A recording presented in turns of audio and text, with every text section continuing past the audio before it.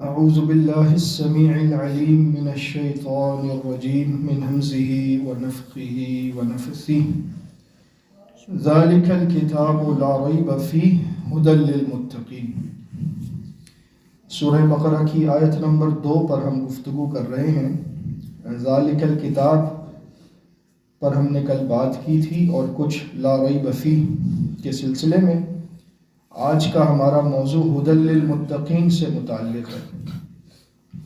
قرآن مجید یہ وہ کتاب ہے جس میں کوئی شک نہیں کہ یہ اللہ کی طرف سے نازل کردہ ہے، اور اس کے مندرجات میں بھی کوئی شک نہیں کیا جا سکتا۔ تاریخی اعتبار سے، مستقبل کی خبروں کے اعتبار سے، تمام امور کے اعتبار سے اس کی خبروں کی تحقیق اور تصدیق کی جا چکی ہے اور کی جا رہی ہے، اور اس کی ہر خبر کو سچ اور حق ثابت کیا جا رہا ہے۔ کفار بھی اس کی حقیقت کو ماننے پر اب پابند ہو چکے ہیں، کیونکہ اس میں ایسے سائنسی رموز پوشیدہ تھے جو آج کی سائنس کی روشنی میں اب واضح طور پر نظر آ رہے ہیں۔ لیکن ہم تو پہلے ہی اس پر ایمان لا چکے تھے، ہمیں سائنس کی ضرورت تو تھی نہیں۔ ہمیں تو اللہ کے فضل سے اللہ نے ایک ایسے گھرانے میں پیدا کیا جہاں پر سب لوگ قرآن کو مانتے تھے۔ لیکن شاید ہم نے بھی قرآن کو اتنا نہیں پڑھا یا اتنے غور سے نہیں پڑھا جتنے غور سے کفار نے اس کو پڑھا۔ یہ بڑی حیرت کی بات ہے کہ کتاب ہماری اور پڑھتے وہ۔ ہم پڑھتے کس لیے؟ اجر کمانے کے لیے، مردوں کو بخشوانے کے لیے۔ یہ ثابت شدہ نہیں ہے، لیکن پھر بھی ہمارے یہاں ایک بہت بڑا طبقہ صرف اسی لیے قرآن کو اٹھاتا ہے کہ ہماری نانی جان کا انتقال ہو گیا ہے، دادا جان کا انتقال ہو گیا ہے، لہٰذا قرآن پڑھ کر ان کو بخشوا دیں۔ وہ جو دنیا میں اپنے ساتھ اعمال کر کے چلے گئے، وہ ان کے ساتھ قبر میں اتر گئے اعمال۔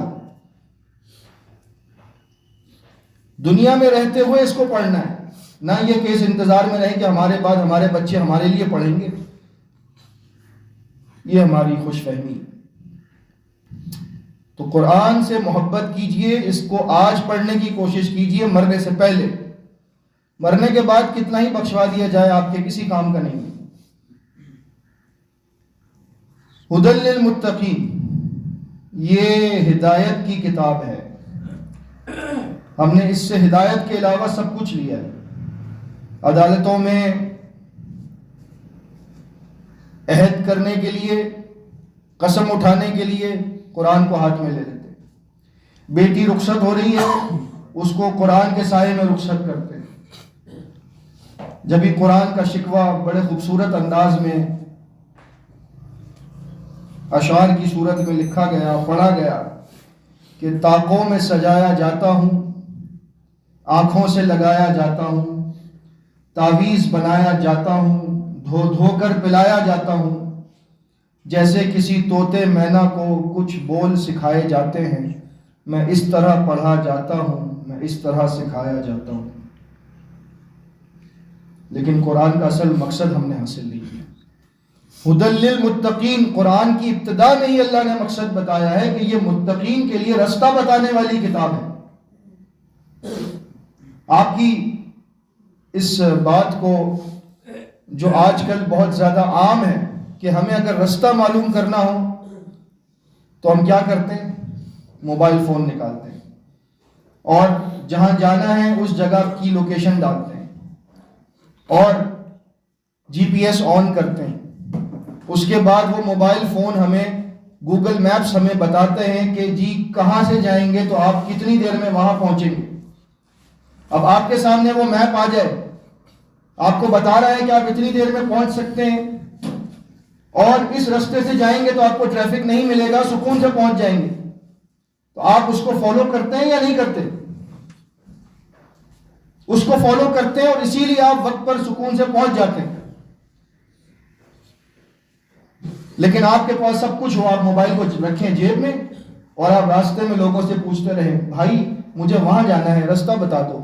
ایک بندہ آپ کو شمال میں بھیج دے گا، ایک جنوب میں بھیج دے گا، ایک مشرق میں بھیج دے گا، ایک مغرب میں بھیج دے گا۔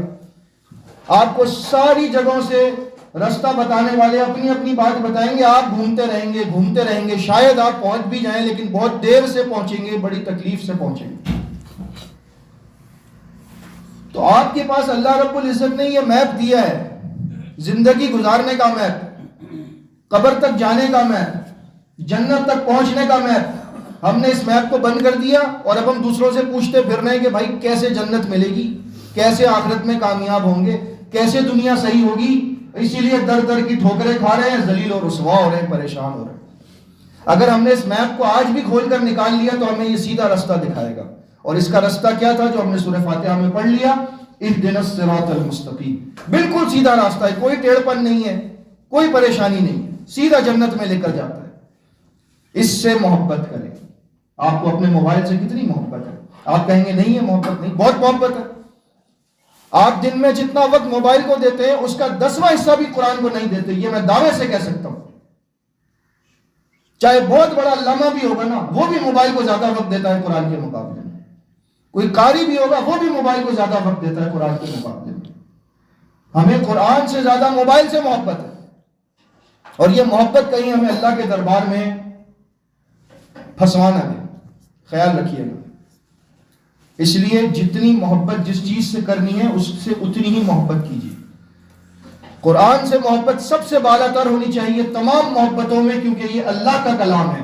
جس کو اللہ سے محبت ہے اس کو قرآن سے محبت ہونی چاہیے، اور جس کو قرآن سے محبت نہیں ہے وہ اللہ سے محبت کے دعوے میں سچا نہیں ہو سکتا، چاہے وہ لاکھ دفعہ کہے دن میں کہ مجھے اللہ سے محبت ہے۔